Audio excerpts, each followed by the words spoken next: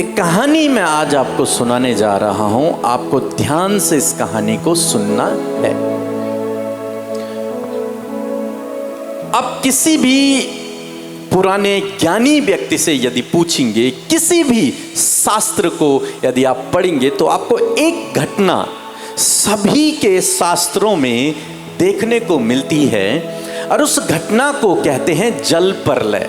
सुना किसी ने जल प्रलय? कितनों ने सुना है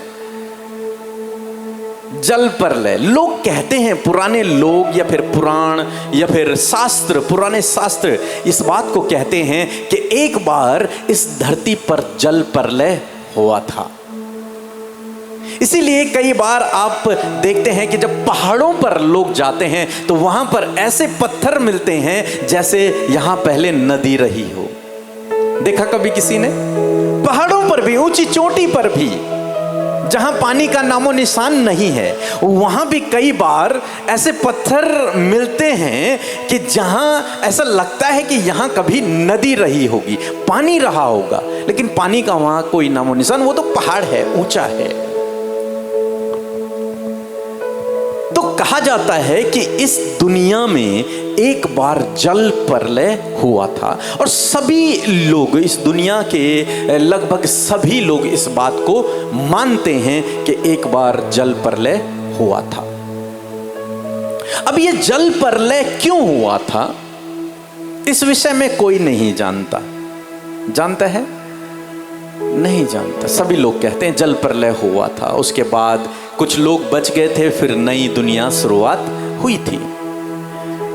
जानते हैं क्या हुआ स्टार्टिंग में? जब परमेश्वर ने मनुष्य को बनाया और मनुष्य धीरे धीरे इस धरती पर फैल गए और बहुत सारे लोग, लाखों लोग इस धरती पर हो गए। लेकिन ऐसा हुआ कि इस धरती के जो लोग थे वो बहुत बिगड़ गए। वो बहुत गलत गलत काम करने लगे, बहुत गंदे गंदे कामों को करने लगे।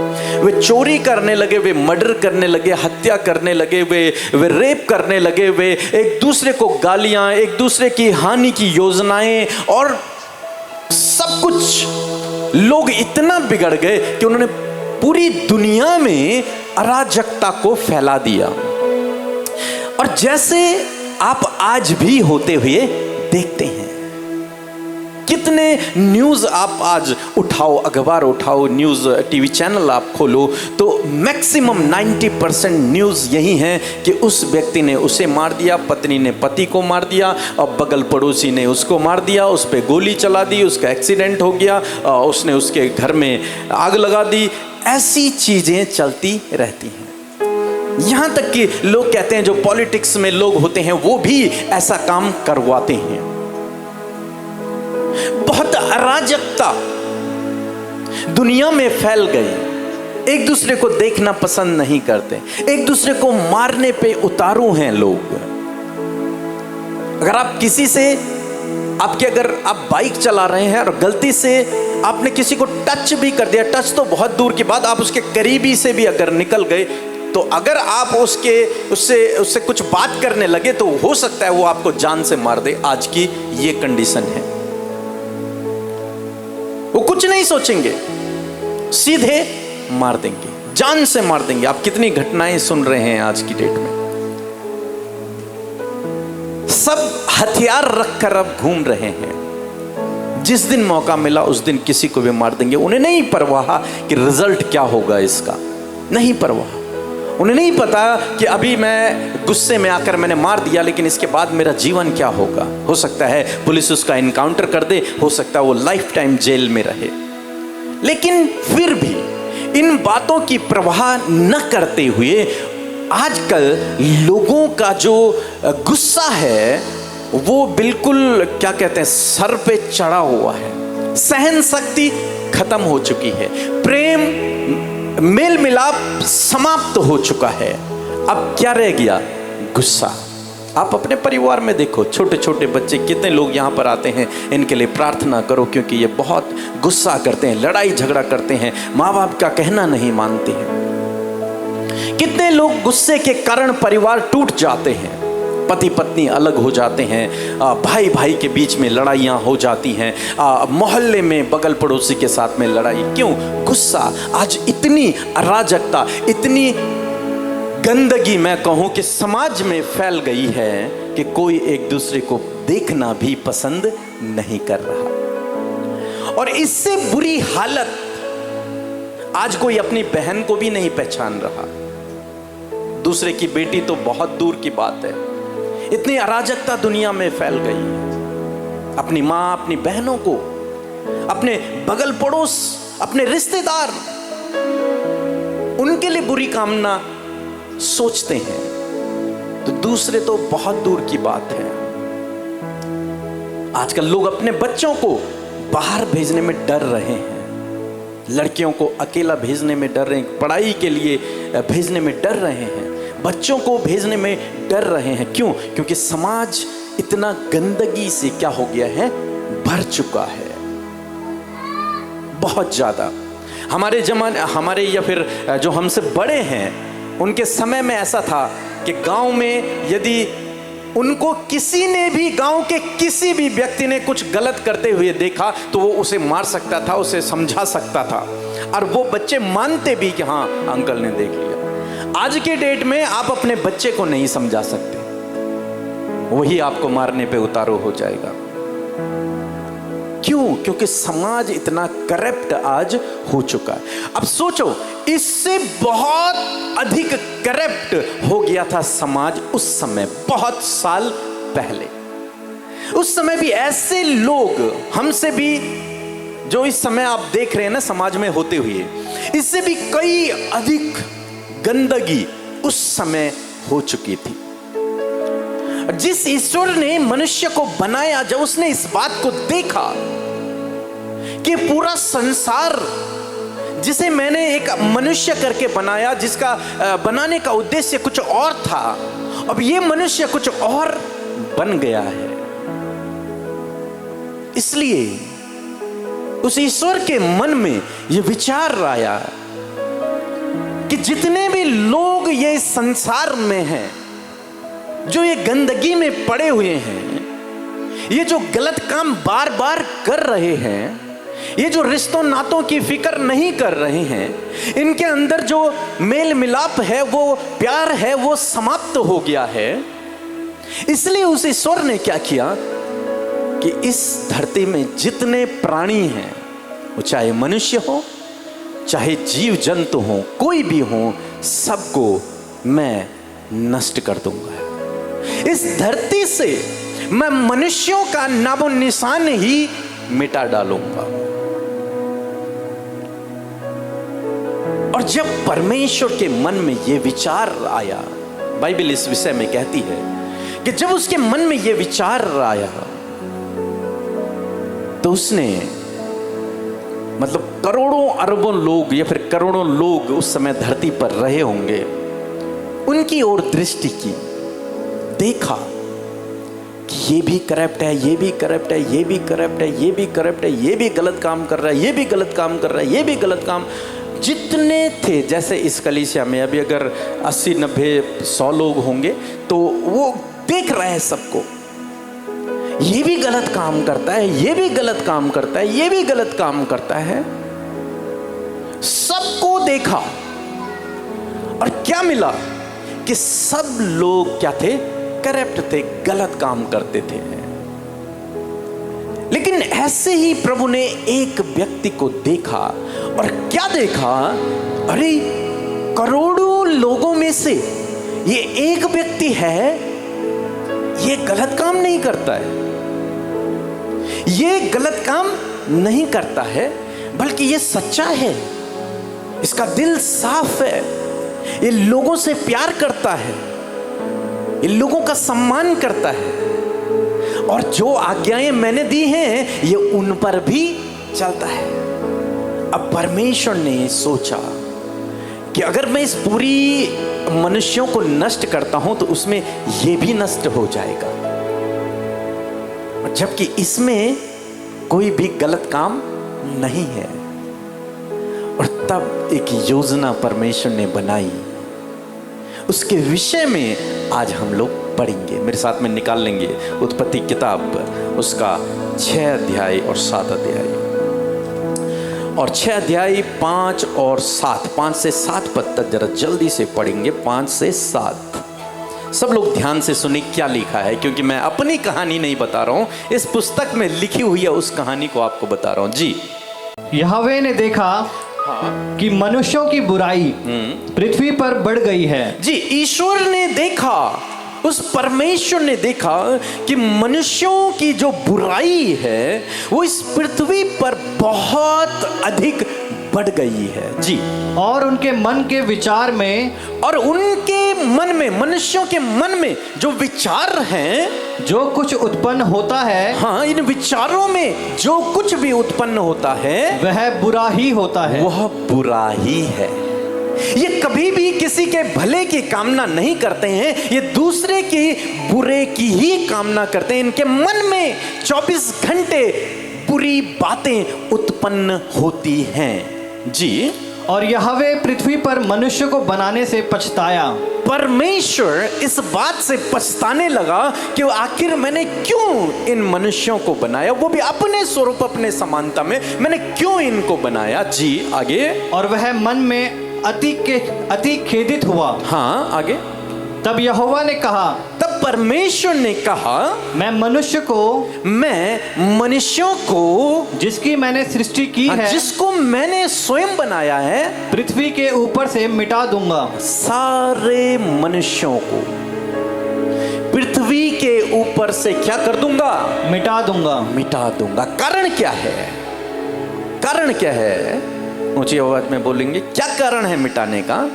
उनके मन में बुराई ही उत्पन्न होती है। यस, क्योंकि उनके मन में 24 घंटे क्या है? बुराई ही उत्पन्न होती है। इनका मन जो है वो कूड़ा से भरा हुआ है, कबाड़ से भरा हुआ है। जबकि मैंने इन्हें बनाया था एक दूसरे से प्यार करने के लिए। किसके लिए बनाया था? प्यार करने के लिए। लेकिन ये प्यार नहीं कर रहे हैं, ये एक दूसरे के लिए केवल बुरे की कामना कर रहे हैं। इनके मन में केवल बुराई उत्पन्न हो रही है। इसलिए परमेश्वर ने क्या किया? क्या किया? प्लान बनाया कि मैं सब मनुष्यों को क्या कर दूंगा? नष्ट कर दूंगा। नष्ट कर दूंगा। और 7 पद पढ़ दिया। क्या मनुष्य, क्या पशु, हाँ। क्या रेंगने वाले जंतु, हाँ। क्या आकाश के पक्षी, सबको मिटा दूंगा, क्योंकि मैं उनको बनाने से पछताता हूँ। सब कुछ जो कुछ इस धरती पर है, जीव जंतु, मनुष्य, पेड़ पौधे, सबको मैं मिटा डालूंगा, क्योंकि ये मेरी इच्छा के अनुसार नहीं चल रहे। ये करप्ट हो चुके हैं, इनके मन में गंदगी भर चुकी है। लेकिन जब परमेश्वर इस प्रोसेस में थे कि अब मैं इस पृथ्वी के मनुष्यों को नष्ट कर दूंगा, तभी उनकी नजर एक व्यक्ति पर पड़ी। 8 पद पढ़ेंगे, क्या लिखा है? परंतु यहोवा के अनुग्रह की दृष्टि नूह पर बनी रही। परमेश्वर की दृष्टि नूह पर बनी रही। हाँ, एक व्यक्ति उन करोड़ों लोगों में ऐसा मिला प्रभु को जिसमें कोई गंदगी नहीं, जो करप्ट नहीं था। अब उसको बचाना है, क्या करना है? बचाना है। हाँ भाई, एक भला व्यक्ति बुरे के साथ में नहीं मरना चाहिए। तो इसलिए परमेश्वर ने योजना बनाई कि मैं क्या करूंगा, इस व्यक्ति को बचाऊंगा। क्या करूंगा? बचाऊंगा। और मेरे साथ में 9 पद भी निकाल लेंगे। नूह की वंशावली यह है। उसका नाम क्या था? नूह। हाँ, जोर से बोलेंगे, नूह। हाँ, जोर से सभी लोग बोलेंगे, याद रहेगा सब लोगों को। नूह। कौन था वो? नूह। हाँ, इस पूरे मनुष्यों में, पूरी धरती पर एक व्यक्ति अच्छा था। वो व्यक्ति का नाम क्या था? नूह। हाँ, नूह था। वो अच्छा था। पूरे संसार में एक व्यक्ति मिला प्रभु को। जी, क्या लिखा है? नूह धर्मी पुरुष। हाँ, धर्मी था वो, अधर्मी नहीं था, धर्मी था। और अपने समय के लोगों में हाँ, खरा था। अपने समय के सारे लाखों लोगों में से वही एक व्यक्ति खरा व्यक्ति था, अच्छा व्यक्ति था। जी, आगे। और नूह परमेश्वर ही के साथ साथ चलता रहा। नूह केवल केवल ऐसा एक व्यक्ति था जो परमेश्वर के अनुसार अपने जीवन को व्यतीत किया करता था। उन लाखों लोगों में से केवल एक व्यक्ति ऐसा जो परमेश्वर की इच्छा के अनुसार अपने जीवन को व्यतीत करता था। और बाकी कैसे थे? अपनी इच्छा के अनुसार करप्ट हो गए थे, गलत कामों में लिप्त हो गए थे। जी, इतनी कहानी सब लोगों को समझ आ गई? कोई भूलेगा तो नहीं? पक्का? ओके, आगे चलते हैं हम लोग। अब सुन वही नूह, मैं आप पृथ्वी पर जल प्रलय करके, मैं इस पृथ्वी पर जल प्रलय करूंगा। क्या करूंगा? जल प्रलय। हाँ, जोर से कहेंगे, जल प्रलय। जल प्रलय करूंगा और सब प्राणियों को जिनमें जीवन का प्राण है, हाँ, आकाश के नीचे से नष्ट करने पर हूँ। नष्ट करने पर हूँ, सबको मैं नष्ट कर दूंगा। आगे, और सब जो पृथ्वी पर हैं मर जाएंगे। जी, परंतु तेरे संग मैं वाचा बांधता हूँ। तेरे साथ मैं एक वादा करता हूँ। क्या करता हूँ? वादा करता हूँ। नो, मैं तेरे साथ एक वादा करता हूँ। क्या वादा है? तू अपने पुत्रों स्त्री और बहुओं समेत, अपने बहुओं समेत जहाज में प्रवेश करना, और सब जीवित प्राणियों में से। हाँ, और परमेश्वर ने नूह से कहा कि नूह, मैं इस पृथ्वी के मनुष्यों को नष्ट करने पर हूं, इसलिए तुझे एक काम करना है। मैं तुझे बचाना चाहता हूं और तेरे साथ में तेरे जो बच्चे हैं, उनकी वाइफें हैं, तेरे जो नाती पोते हैं, जितने भी तेरा घराना है, उसे भी बचाना चाहता हूं। इसलिए तुझे एक काम करना है, तुझे एक पानी का जहाज बनाना है। क्या बनाना है? पानी का जहाज बनाना है। उसका मेजरमेंट परमेश्वर ने नूह को दे दिया। नूह से कहा तू लकड़ियां इकट्ठा कर, सारी चीजें बताई किस किस का बनाएगा, और उससे कहा कि इस जहाज का तू निर्माण कर। और जब जहाज का निर्माण हो जाएगा, तब तू और अपने बच्चों को लेकर, अपनी पत्नी को लेकर, उनके बहुओं को लेकर, अपने नाती पोतों को लेकर, सबको, जो भी जितने भी तेरे घराने में लोग हैं, उन्हें लेकर तू जहाज के अंदर चले जाना। और तब मैं इस पूरी दुनिया को क्या कर दूंगा? नष्ट कर दूंगा। क्या कर दूंगा? नष्ट कर दूंगा। अब हम 7 अध्याय 16 पद पढ़ेंगे। 7 अध्याय 16 पद। और जो गए वे परमेश्वर की आज्ञा के अनुसार, हाँ, सब जाति के प्राणियों में से नर और मादा गए। तब यहोवा ने जहाज का द्वार बंद कर दिया। अब जब नूह ने जहाज बना दिया, और जहाज बनाने के बाद नूह जहाज के अंदर बैठ गया, अपने बच्चे उसके जहाज के अंदर आ गए, पत्नी भी आ गई, बहुएं भी आ गई, सब जहाज के अंदर आ गए। और परमेश्वर ने कुछ जानवरों के नाम बताए, उन जानवरों को भी अपने साथ में अंदर रख लेना। अब वो भी उसके साथ में अंदर आ गए। जब ऐसा हुआ, तब लिखा है कि परमेश्वर ने उस जहाज के द्वार को बंद कर दिया। क्या कर दिया? बंद कर दिया। जोर से बोलेंगे, द्वार को बंद कर दिया। द्वार को बंद कर दिया। परमेश्वर ने उस जहाज के दरवाजे को क्या कर दिया? बंद कर दिया। और तब जल प्रलय हुआ।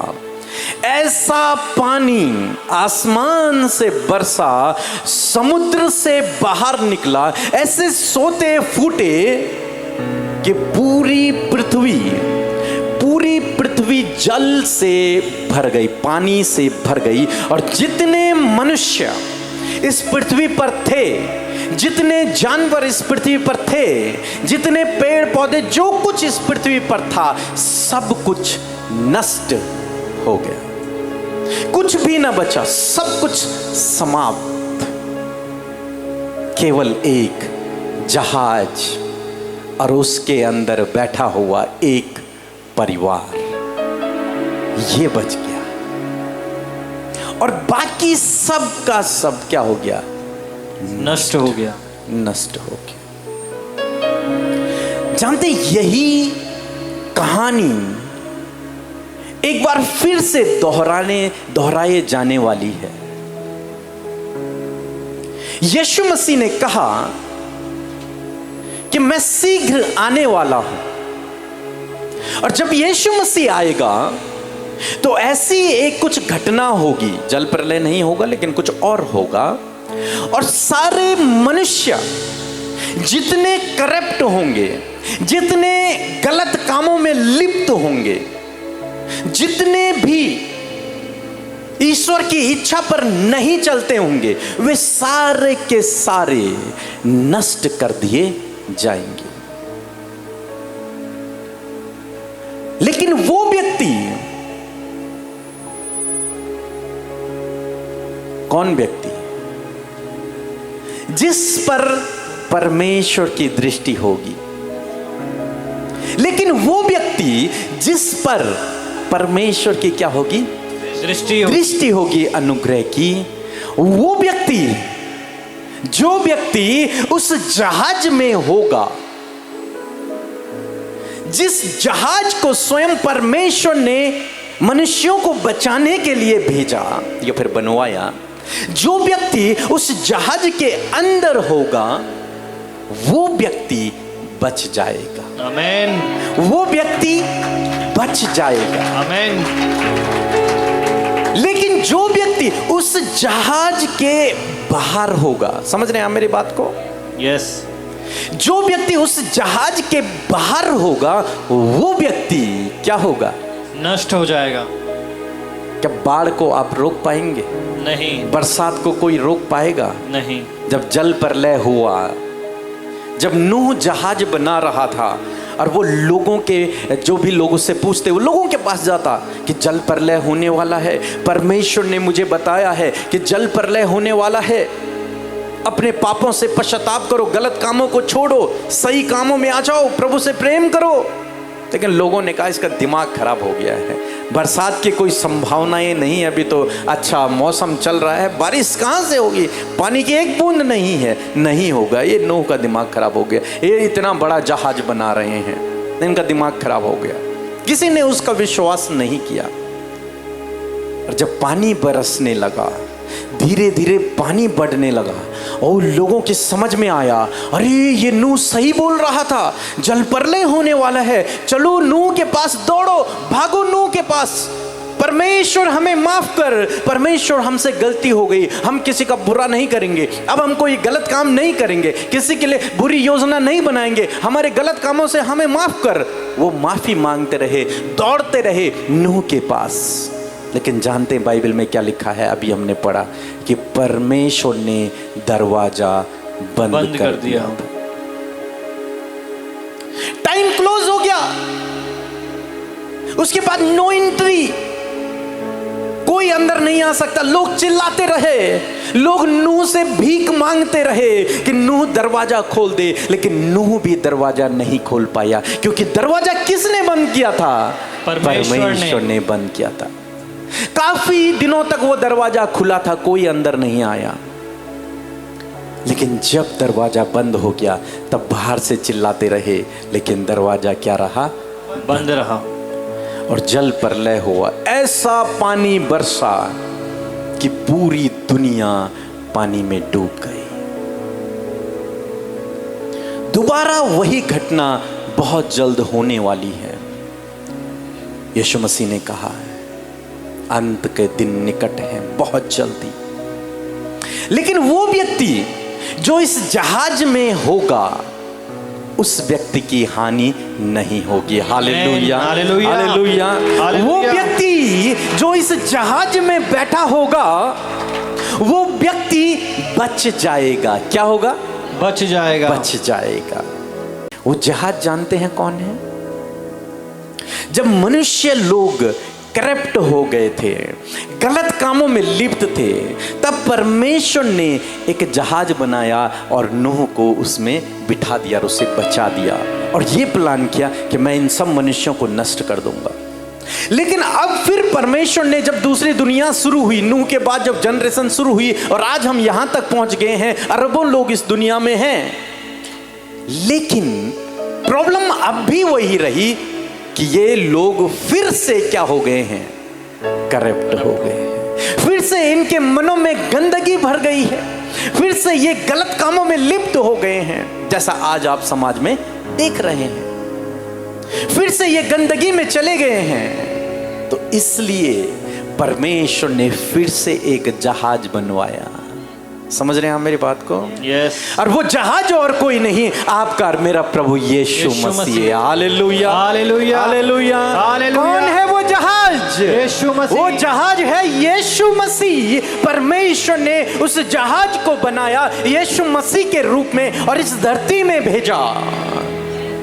अब जो कोई इस जहाज में बैठ जाएगा, जो कोई इस जहाज पर उस यीशु पर विश्वास कर लेगा, वो नूह की तरह बच जाएगा। Hallelujah, hallelujah, hallelujah.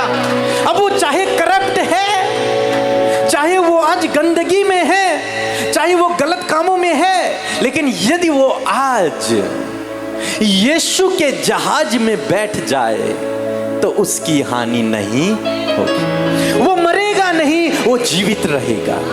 वो उस जल प्रलय में, उस अंत के दिन डूबेगा नहीं, वो जीवित उस जहाज में रहेगा। Hallelujah, hallelujah, hallelujah. बाइबल में लिखा है कि यीशु मसीह आएंगे और अपने लोगों को, जो उस पर विश्वास करते हैं, उन्हें अपने साथ लेकर के चले जाएंगे। Hallelujah, hallelujah. उस सुरक्षित उस जहाज में वो हमें लेकर चला जाएगा, सुरक्षित। और उसके बाद बाइबल में लिखा है कि ऐसा महाक्लेश होगा इस धरती पर, महाक्लेश होगा, भयंकर तबाही इस दुनिया में होगी। लोग चिल्लाते रह जाएंगे, लेकिन दरवाजा क्लोज हो चुका होगा, क्योंकि प्रभु यीशु मसीह अपनी दुल्हन को लेके जा चुका होगा। यस, आमीन। जो कोई उस पर विश्वास करता है, प्रभु यीशु मसीह पर, वो उस तबाही में, मैं यूं कहूं, उस महासंकट में नहीं फंसेगा। आमीन। उस महासंकट में वो नहीं फंसेगा, बल्कि वहां से, उससे पहले ही वो उस जहाज में सुरक्षित आ जाएगा। Hallelujah, hallelujah. और उसके बाद लोग कहेंगे, प्रभु हम आना चाहते हैं, लेकिन डोर क्लोज, दरवाजा बंद हो जाएगा। आप लोगों को एक और बात बताऊं, खुशखबरी, कि परमेश्वर ने नूह से कहा कि नूह, न केवल तू, धर्मी कौन था? नूह। खरा कौन था? नूह। अच्छा कौन था? नूह। लेकिन जानते हैं परमेश्वर ने क्या कहा? नूह, तू उस जहाज में आ जाना, अपनी पत्नी, अपने बच्चों, अपनी बहुओं को भी, अपने नाती पोते जितने तेरे घराने में हैं, उन सब को लेकर, सॉरी नाती पोते तो थे नहीं उसके, लेकिन जितने भी तेरे घराने में, उन सब को लेकर तो उस जहाज पर आ जाना।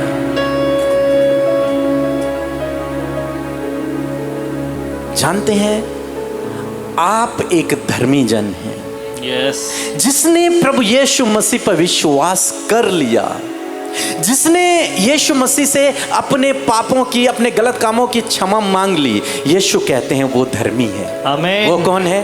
धर्मी। वो धर्मी है। और धर्मी आप हैं, लेकिन आपके साथ में आपका घराना भी बचा लिया जाएगा। आमीन, हालेलुया। आपका घराना, आपके माँ बाप, आपके बच्चे, आपकी जो घराना है, वो सब आपके धर्मी होने के कारण बचा लिया जाएगा। आमीन, हालेलुया, हालेलुया। नूह के बच्चे धर्मी थे, नहीं थे, यहाँ पे नहीं लिखा है।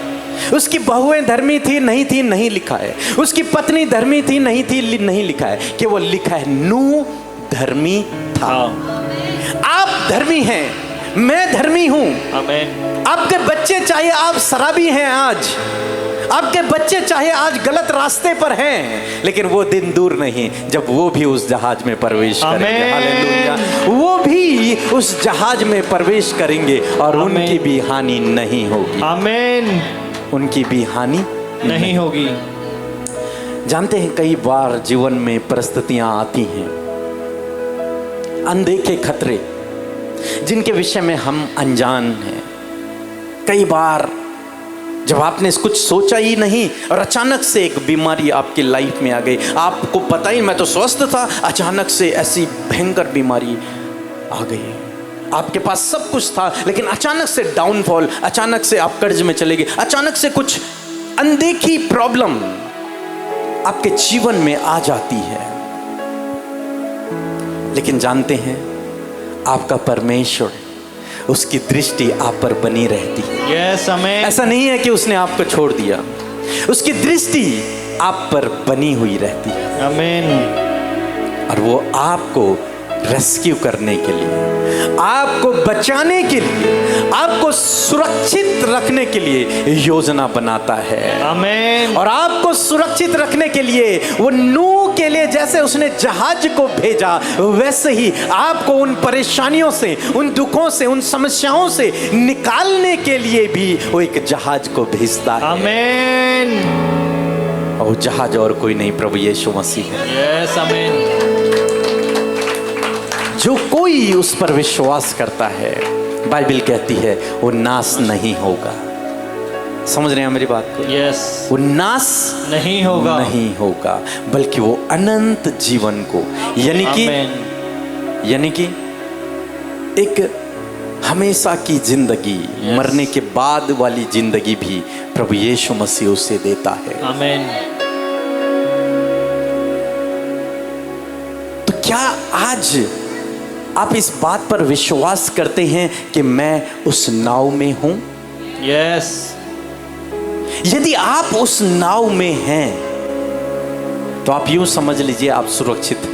आमीन। चाहे जल प्रलय हो जाए, चाहे कुछ भी हो जाए, चाहे शैतान आ जाए, चाहे कुछ भी हो, लेकिन आप सुरक्षित हैं। आमीन। क्योंकि आप उस जहाज में हैं जिसका दरवाजा, जिसका एंट्रेंस स्वयं परमेश्वर ने बंद किया है, अब उसे कोई खोल नहीं सकता। आमीन। अरे दुष्ट चाहे कितनी भी ताकत लगा ले, लोग चाहे कितनी भी ताकत लगा ले, लेकिन वो आपके जीवन में आप प्रवेश नहीं कर सकता। क्योंकि डोर किसने क्लोज किया है? परमेश्वर ने किया है। उस दुष्ट के लिए भी वो दरवाजा परमेश्वर ने बंद कर दिया। अब इसके जीवन में प्रवेश मत करना। आमीन।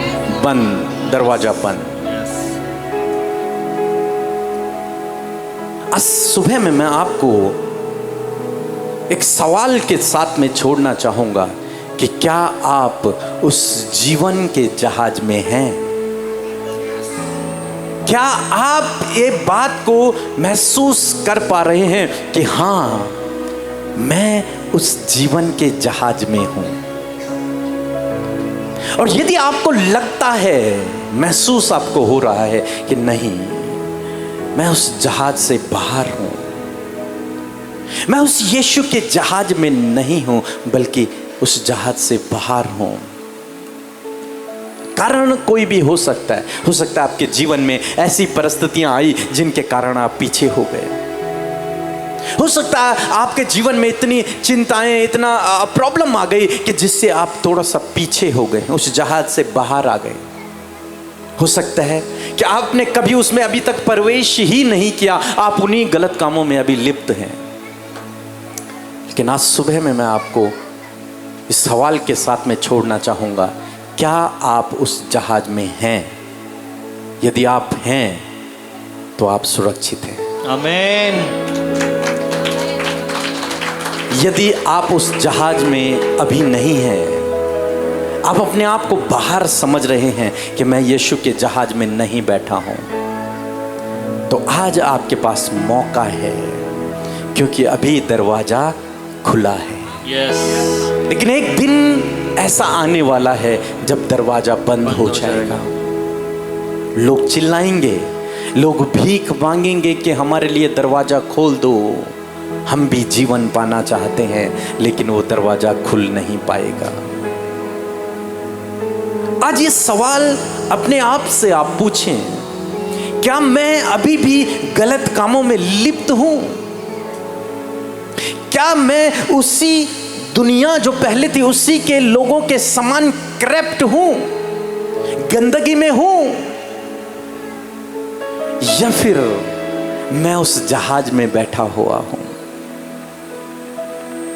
यदि आप बाहर हैं तो आज आपके पास मौका है। मैं आपके लिए प्रार्थना करूंगा।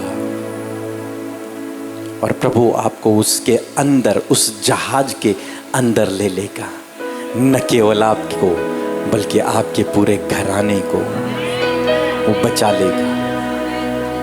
ये केवल मनगढ़ंत कहानी नहीं है, ये कहानी इस पुस्तक में लिखी है। और आप किसी भी धार्मिक पुस्तक को ले लीजिए, किसी ज्ञानी पुरुष से आप पूछेंगे तो अवश्य दो बातें बताएगा। एक जल प्रलय हुआ था और एक घटना होने वाली है। एक क्लेश का समय, एक महासंकट का समय आने वाला है कुछ समय बाद, कुछ सालों बाद। यीशु मसीह ने इस विषय में बताया।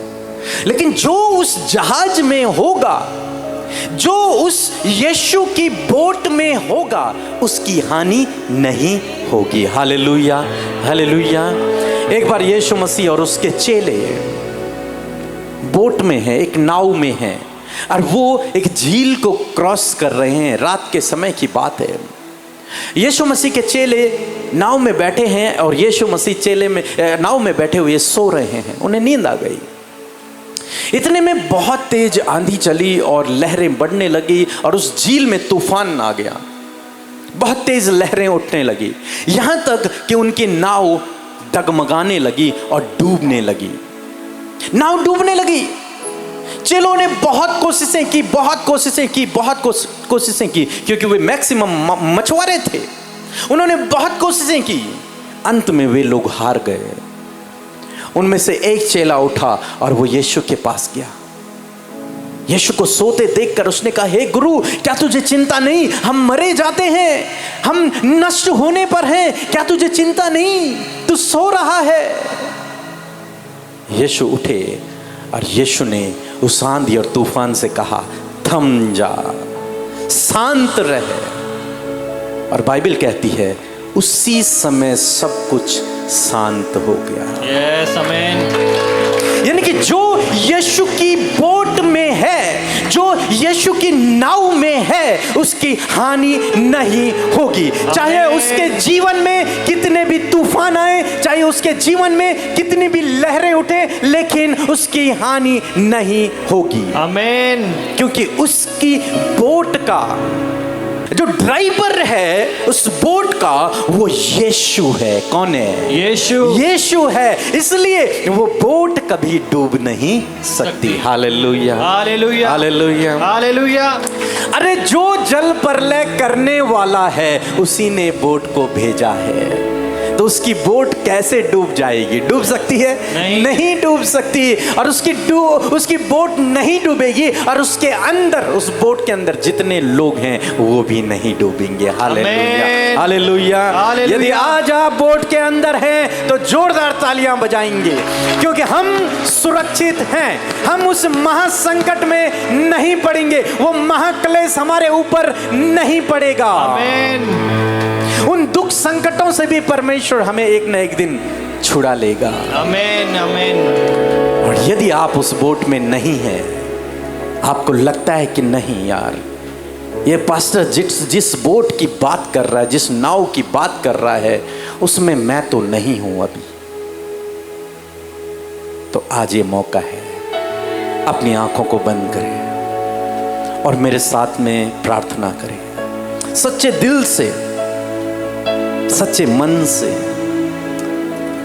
यदि आप चाहते हैं इस बोट में आना, जो बोट कभी टूट नहीं सकती,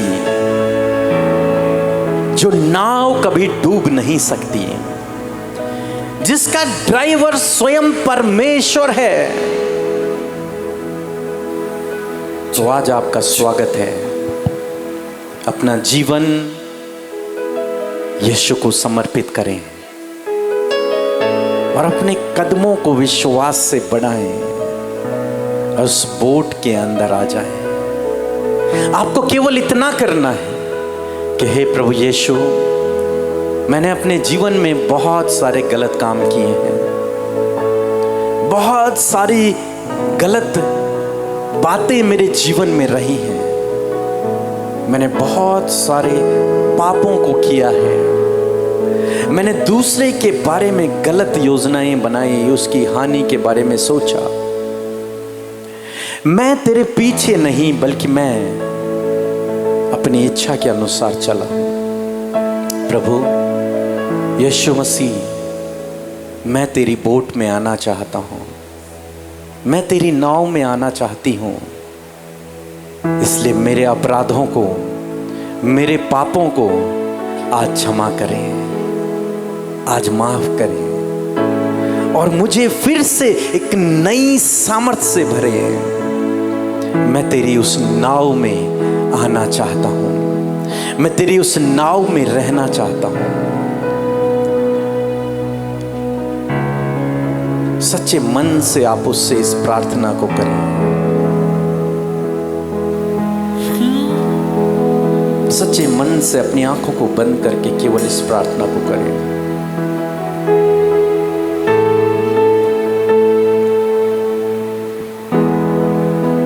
यदि आज आप उस बोट में नहीं हैं तो केवल माफी मांग कर आप उस बोट में शामिल हो सकते हैं। केवल ये कहकर कि प्रभु मुझे माफ कर, मैं तेरी बोट में आना चाहता हूँ, मैं तेरी नाव में आना चाहता हूँ। हो सकता है जीवन की परिस्थितियों के कारण आप पीछे हो गए, आप आत्मिक रूप से पीछे हो गए। अब फिर से उस बोट में आ सकते हैं, फिर से यीशु के साथ में एक व्यक्तिगत संबंध को बना सकते हैं। व्यक्तिगत रूप से आप यीशु के साथ में उस बोट में रह सकते हैं। प्रार्थना करें। Thank you Jesus.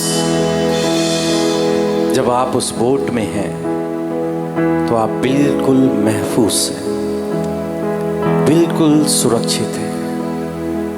प्रभु यीशु मसीह, मैं प्रार्थना करता हूँ यहाँ पर बैठे हर एक व्यक्ति के लिए प्रभु, जिसने आज ये इच्छा जाहिर की है कि वो तेरी बोट में आना चाहता है। परमपिता, इस व्यक्ति ने, इस भाई ने, इस बहन ने अपने जीवन में जितने भी अपराध किए हैं प्रभु, जितने भी गलत काम इसके मन में उत्पन्न हुए हैं प्रभु, आपसे प्रार्थना है इसे माफ़ करें, इसे क्षमा करें प्रभु।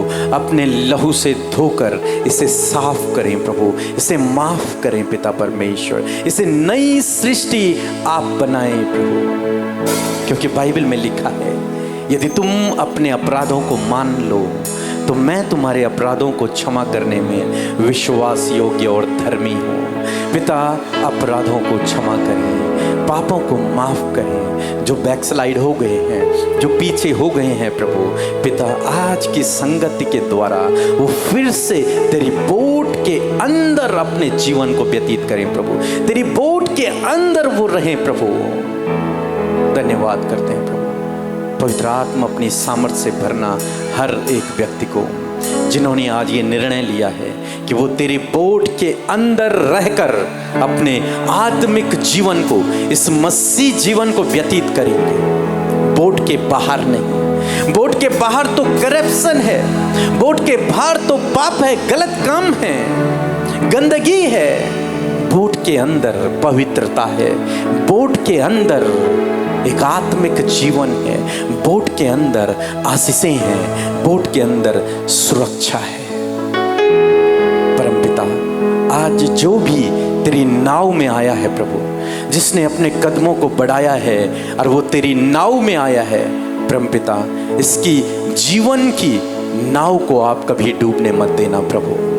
हर एक खतरे, मुसीबत, दुर्घटनाओं से, हर एक इसके जीवन में उठते हुए उस आंधी, उस तूफान को प्रभु आप शांत करना प्रभु। इसके जीवन में असीम शांति आए प्रभु, तेरा आनंद, तेरा प्यार प्रभु इसके जीवन में बहे पिता परमेश्वर। धन्यवाद करते हैं। ये आज के बाद प्रभु संसारिक जीवन नहीं, बल्कि उस नाव के अंदर का आत्मिक जीवन को व्यतीत करे प्रभु।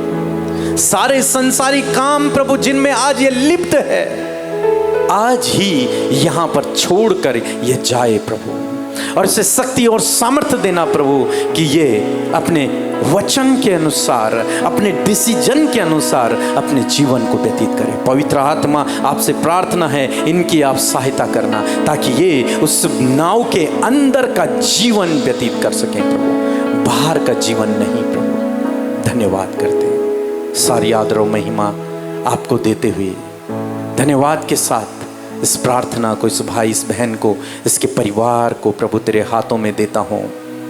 आपके प्रिय पुत्र अपने उद्धारकर्ता मसीह यीशु के नाम से मांगता हूँ। आमीन, आमीन, आमीन।